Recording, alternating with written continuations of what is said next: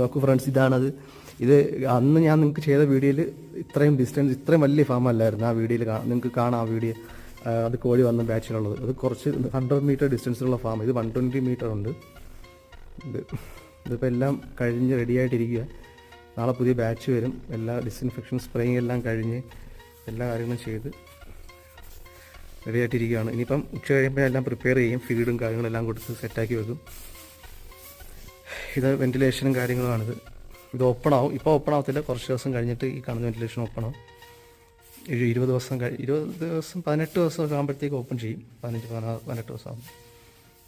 അല്ല, automatic system, ഓട്ടോമാറ്റിക്കായിട്ട് set ആക്കിയോണ്ട് automatically open ആയിക്കോളും. 5 ദിവസമാണെന്ന് വെച്ചാൽ ആ സമയത്ത്.